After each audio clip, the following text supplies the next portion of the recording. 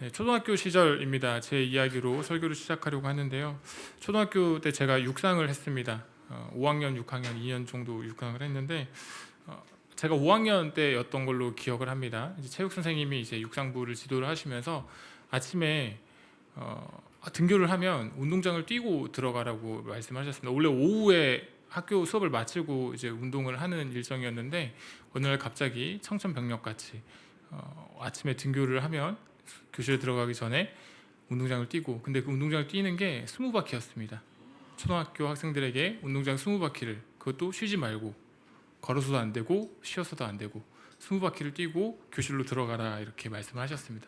그리고 그때 체육 선생님은 지금 우리 초등학생들은 알지 모르겠습니다. 구령대라고 하는 곳에서 서서 학생들에게 엄하게 빨리 뛰라고 이렇게 큰 소리를 내시면서 그렇게 하셨던 걸로 제가 기억을 합니다. 제가 하던 종목이 중장거리 종목이 아니었습니다. 뭐 1500, 3000m 이런 걸 뛰는 종목이 아니었기 때문에 제가 이제 20바퀴를 뛴다는 게 처음부터 그렇게 쉬운 것은 아니었습니다. 달리다가 힘들면 당연히 중간에 조금 걷기도 했고요, 쉬기도 하고 그랬는데 선생님한테 되게 많이 혼났습니다. 힘들지만 그래도 이제 참고 달릴 수 있었던 이유가 있었는데, 그게 뭘까를 한번 생각을 해보니까 그냥 선생님께 혼나기 싫어서였습니다. 선생님께 혼나기 싫어서 힘들지만 좀 천천히 뛰더라도 쉬지 않고 20바퀴를 뛰고 그렇게 교실로 들어갔던 기억이 있습니다. 가장 큰 이유는 아마 선생님께 혼나기 싫어서였던 것 같고, 또 다른 이유를 한번 또 생각을 해보니까 빨리 끝내고 교실에 들어가서 좀 이렇게 편안한 시간을 보내고 싶어서였던 것 같습니다. 달리기를 마치고 교실에서 쉬게 되는, 그렇게 누리게 되는 편안한 그 시간, 그것이 그 달리기라고 하는 그 20바퀴의 운동장을 뛰는 그 시간을 버티고 견디게 했던 그런 원동력이 아니었을까라는 하는 생각을 해보는 것입니다. 누구에게나 인생을 살아가면서 어려운 힘든 시간이 찾아옵니다. 가정의 불화라든지 경제적인 어려움이라든지 또 육신의 병듦이라든지 아니면 다른 사람들과 실타래처럼 꼬여버린, 그렇게 얽혀버린 관계들이라든지, 번번이 실패하는 취업에서의 문제라든지 아니면 입시라든지 회사에서의 승진이라든지 이런 여러 가지 인생의 어려움들이 우리에게 찾아옵니다. 근데 이런 어려움들은 비단 어른에게만, 성인들에게만 찾아오는 것이 아니라 지금 여기에도 몇 명 보이는데 우리 미성년자들, 어린 아이들에게도 이런 인생의 어려움의 시간들은 찾아옵니다. 초등학교에 다니는 아이들에게 어려움이 없을 거라고 혹시 생각하십니까, 여러분? 여러분들은 초등학교 때 그냥 마냥 행복하고 즐거운 기억만 있으십니까? 우리 아이들에게도 나름의 어려운 시간들이 있을 겁니다.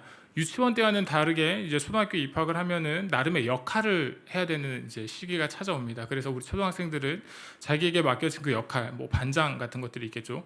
역할을 이제 하면서 학교 생활을 해야 되는데, 그것 자체만으로도 우리 아이들에게는 그 시간이 어려운 시기일 수 있습니다. 그리고 뿐만 아니라 선생님이나 친구들과 맺어가는 그런 관계의 시간들도 우리 아이들에게는 어려움의 시간일 수 있습니다. 청소년들은 어떻습니까? 훨씬 더합니다. 청소년들은 학업의 부담, 그리고 진로의 고민이라고 하는 이런 커다란 장벽 앞에서 어려움의 시간들을 겪고 있습니다. 우리 대한민국 사회는 소위 좋은 대학에 진학하는 것에 목숨을 거는 사회입니다. 세상과 어른들은 우리 청소년들을 향해서 좋은 대학에 들어가야만 인생이 성공한다라고 이렇게 말을 하고 가르칩니다.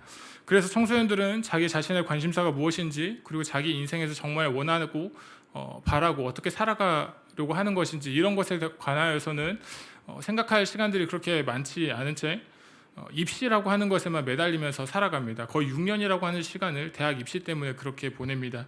자기 자신과 또 세상과 인생에 대해서 깊이 고민해야 하는, 치열하게 고민해야 하는 그런 중요한 시기에 우리 청소년들은 대학 입시라고 하는 것에 매진하면서 살아가는 현실입니다.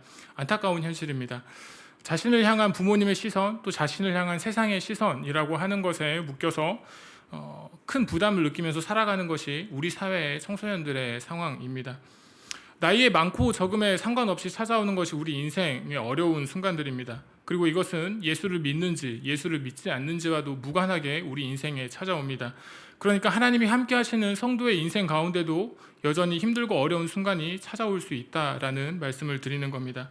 성경을 보면서 제가 가지는 의문인데 아마 여러분도 가지는 의문일 거라고 생각을 합니다.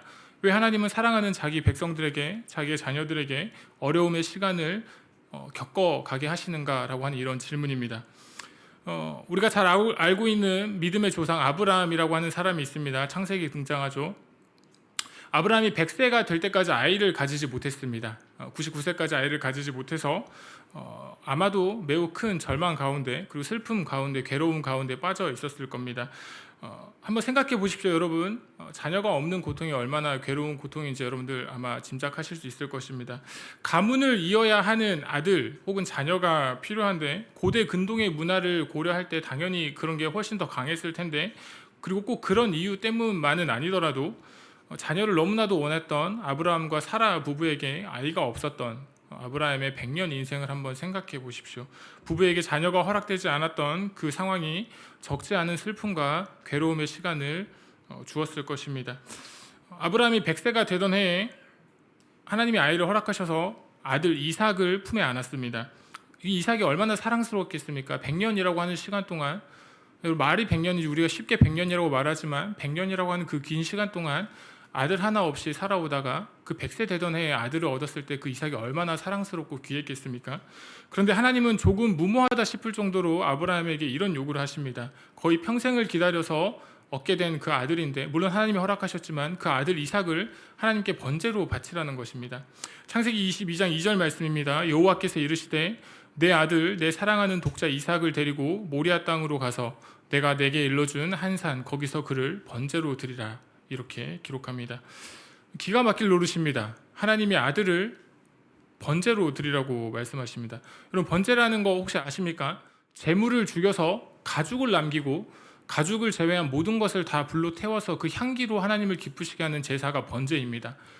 자기 자녀를 죽여서 가죽을 벗기고 그 가죽을 제외한 다른 모든 것들을 불로 태워서 하나님께 바치라고 하는 겁니다. 하나님이 아브라함에게 이삭을 그렇게 바치라고 말을 하시는 겁니다.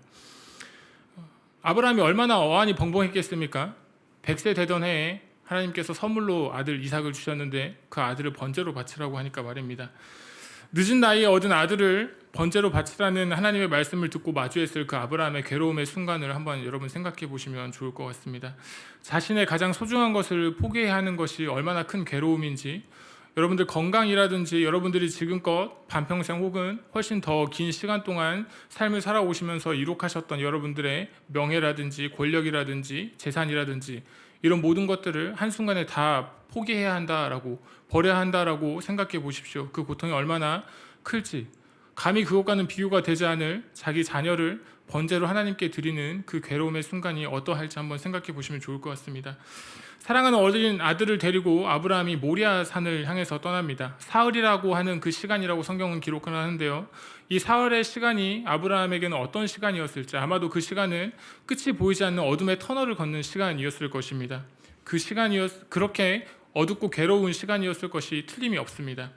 많은 신앙의 선배들이 쓴 글을 보면 이 아브라함이 이삭을 바치는 장면과 관련해서 아브라함이 이삭의 부활을 믿고, 그러니까 하나님이 이삭을 다시 살리실 것을 믿고 담대히 나아갔다라고 이렇게 설명을 하시기도 합니다. 하나님이 어떻게 이 아들을 살려주시지 않겠는가, 이런 막연한 기대를 혹시 아브라함이 하지 않았을까라는 생각도 해보지만, 혹시 아브라함에게 그런 생각과 믿음이 있었다고 하더라도 그러함에도 자기의 사랑하는 아들을 데리고 번제로 바치기 위해서 걸어가는 그 순간에 아브라함의 심정이 괜찮았을 리가 없습니다. 하나님에 대한 신앙과 하나님에 대한 믿음과 함께 아들을 죽여야만 하는 그런 상황 앞에서의 슬픔과 괴로움이 정말 수없이도 많이 교차했을 겁니다. 가나안으로 이주는 또 어떻습니까? 아브라함이 가나안 땅으로 이주합니다. 고향과 친척과 아버지의 집을 떠나서 하나님이 내가 너에게 보여줄 땅으로 가라고 그렇게 명령하셨습니다. 당시 유목 생활을 하던 아브라함이었는데, 유목 생활을 하는 그 족속에게 있어서 가족이라든지 친척이라든지 아버지의 집이라고 하는 것은 위험으로부터의 울타리 역할을 해주는 것이었습니다. 그런데 그 울타리를 벗어나서 선명하게 보이지도 않는 내가 너에게 보여줄 땅으로 가라고 하나님께서 그렇게 말씀을 하시는 겁니다. 정확한 목적지를 알지 못한 채 떠나는 것이 얼마나 두려운 일인지 여러분도 한번 상상해 보셨습니까? 여러분이 지금 모든 삶을 다 정리하고 지구 반대편에 있는 혹은 아프리카에 있는 한 나라로 간다고, 알지도 못한 어느 한 동네, 지역으로 간다고 한번 생각을 해보십시오. 목적지를 정확하게 알고 그 목적지를 알고 준비하고 가는 것만으로도 두려운 일일 텐데, 아무것도 모른 채 가서 살아간다라고 하는 것은, 떠난다라고 하는 것은 정말 쉬운 일이 아닐 것입니다. 낯선 곳에서 이방인으로 살아가는 그런 인생은 결국 쉬운 일이 아니라 또 그곳에서 거대한 벽을 마주할 수밖에 없다라는 것을 우리가 알고 있기 때문입니다. 강력한 군사력을 자랑하던 한 나라의 왕자가 있었습니다. 왕위를 계승할 수도 있었던 그 사람에게 중요한 선택의 순간이 찾아왔습니다. 그것은 하나님 편에서 고통스러운 인생을 살 것인가, 그렇지 않으면 세상의 편에 서서 낙을 누리며 살 것인가 라고 하는 것이었습니다. 당연히 하나님 편에서 고통스러운 인생을 선택할 것이지, 당연히 그래야지 라고 혹시 여러분 생각하십니까? 우리에게 이런 결정, 하나님 편에서 고통을 누리는 것과 세상의 편에 서서 편안하고 안락하고 그런 삶을 사는 것 가운데에서 선택하는 것, 그게 결코 쉬운 결정이 아니라는 것을 우리는 잘 알고 있습니다. 한번 생각해 보십시오. 여러분이 사업을 하시는 분들인데, 사업을 하고 있는데 주일 예배를 3개월 동안 한 번도 참석하지 않고 빠진다면, 그리고 여러분들이 사업을 해서 열심히 돈을 번다면 10억이라고 하는 돈을 벌 수 있다고 한번 생각해 보십시오. 여러분들은 고민 없이 주일 예배를 빠지지 않으실 겁니까?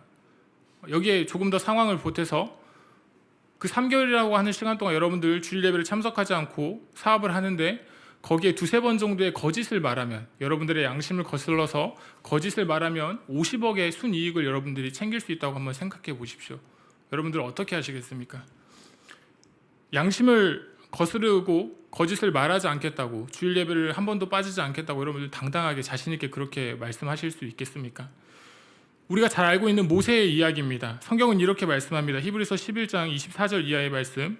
믿음으로 모세는 하나님의 백성과 함께 고난받기를 잠시 죄악의 낙을 누리는 것보다 더 좋아하고 그리스도를 위하여 받는 수모를 애굽의 모든 보화보다 더 큰 재물로 여겼으니 이는 상 주심을 바라봅니다. 모세는 믿음으로 상 주심을 바라보면서 하나님 편에 서기를 선택했다고 성경이 그렇게 기록합니다.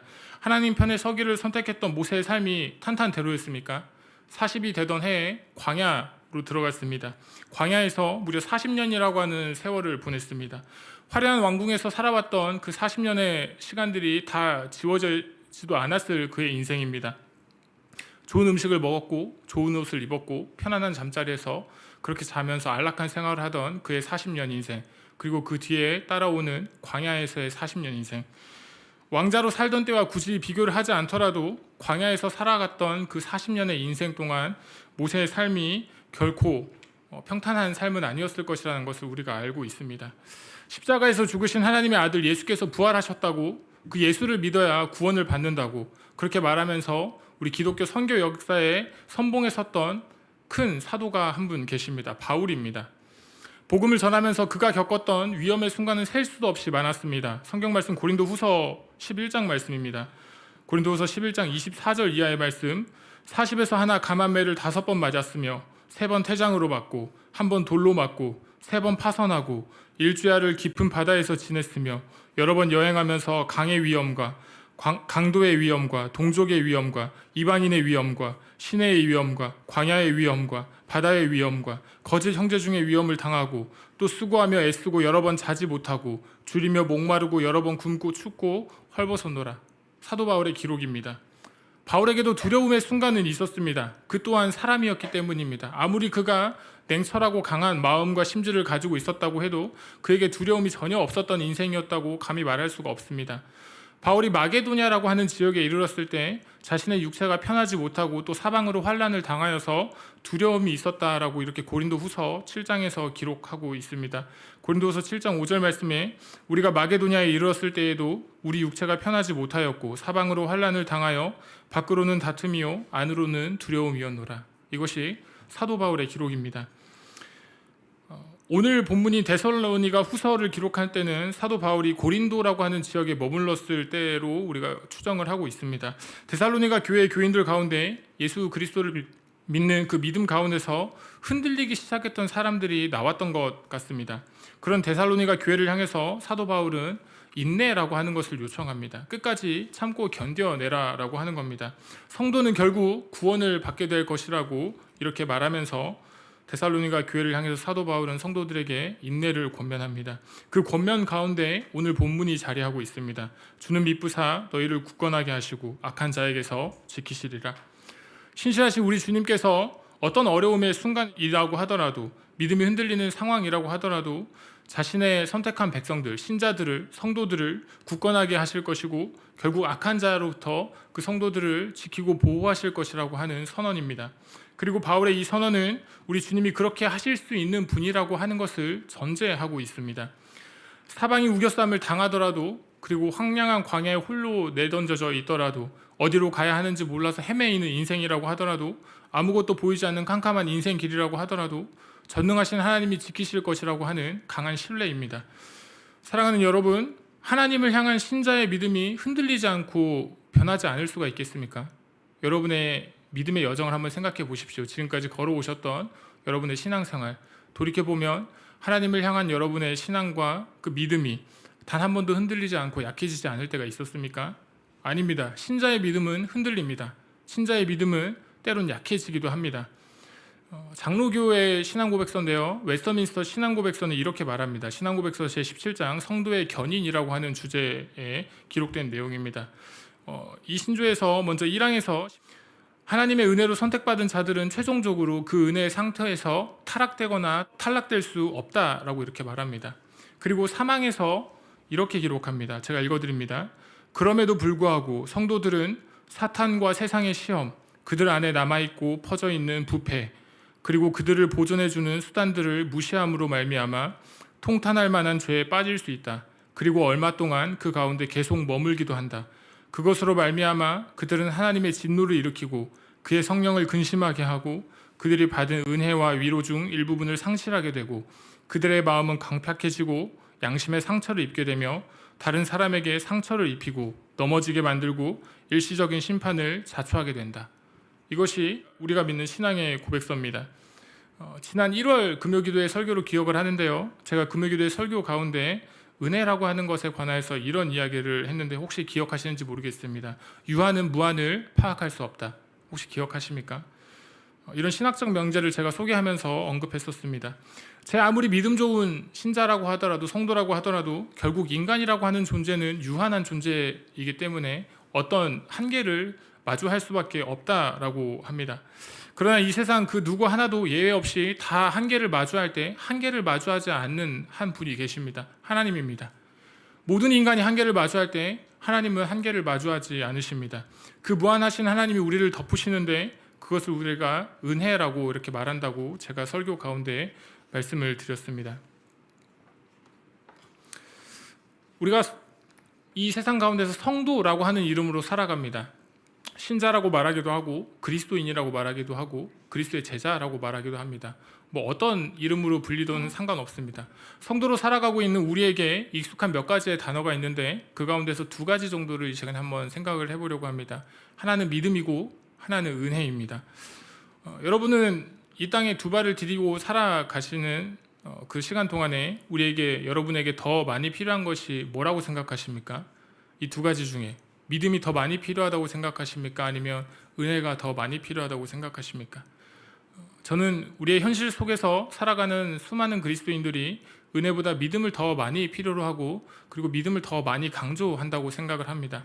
왜냐하면 아브라함의 경우를 한번 생각해 보면 아브라함이 이삭을 번제로 드리라고 그렇게 하나님의 명령을 들었을 때 너의 고향과 친척과 아버지의 집을 떠나서 내가 너에게 보여줄 땅으로 가라라고 그렇게 말씀하셨을 때, 그리고 모세의 경우에 모세가 하나님 편에 설 것인지 그렇지 않으면 이 땅에서 화려한 부귀 영화를 누리는 삶의 편에 설 것인지를 선택해야 할 때, 바울의 경우처럼 바울이 예수가 그리스도이시라고 그분을 믿어야 구원을 얻는다고 이렇게 말을 할 때마다 생명의 위협을 피할 수 없었음에도 불구하고 복음을 전할 것인지를 선택해야 할 때, 그때처럼 우리의 인생에도 믿음을 요구하는 선택의 순간을 우리가 수없이 계속 마주하기 때문입니다.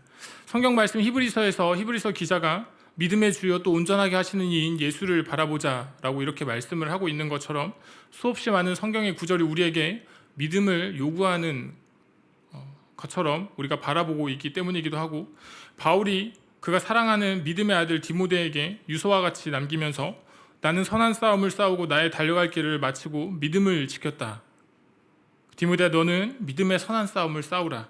이렇게 말하는 메시지가 그 당시에 디모데라고 하는 특정인만을 향해서 바울이 권면하는 것이 아니라 지금 이 세대를 살아가고 있는 저와 여러분을 향해서 하나님께서 말씀하시는 하나님의 말씀이라는 것을 우리가 알기 때문입니다.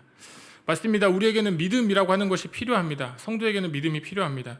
세상의 유혹 가운데서 흔들리지 않을 믿음이 필요하고 하나님이 기뻐하실 것을 선택해야 하는 그 믿음이 우리에게 필요하고, 또 선한 싸움을 싸우면서 천국을 소망하면서 끝까지 그 믿음의 경주를 완주할, 달려갈 믿음이 우리에게 필요합니다. 그런데 믿음보다 은혜가 먼저입니다. 우리가 그리스도인으로 성도로 이 세상을 살아가는, 우리가 마주하는 수많은 난관을 헤쳐나갈 믿음이 필요하지 않은 것 아니겠지만, 당연히 우리에게 믿음 필요하지만 우리에게는 믿음보다 은혜가 먼저, 그리고 더 많이 필요합니다. 성도라는 것을 전제로 요구되는 것이 믿음이라고 한다면, 하나님을 떠나 있던 그 죄인들을 하나님의 소유로 삼아주시고, 또 예수를 그리스도라고 고백하게 하며 그분을 따르는 자로 세우는 은혜라고 하는 것이 믿음보다 앞서기 때문이고, 또 나아가서 유한한 우리의 존재가 성도라고 하는 이런 인생을 살아가면서 이 세상에서 우리가 마주할 수밖에 없는 숱한 어려움의 시간들, 그 순간들을 견뎌내기 위해서라도, 그리고 우리가 하나님의 편에 서기를 선택하기 위해서라도 우리의 한계를 뛰어넘는 크고 강하신 하나님의 은혜가 필요합니다. 설교를 시작하면서 제가 저의 초등학교 시절 이야기를 잠시 했는데요. 그 이야기로 잠시 한번 다시 돌아가 보겠습니다.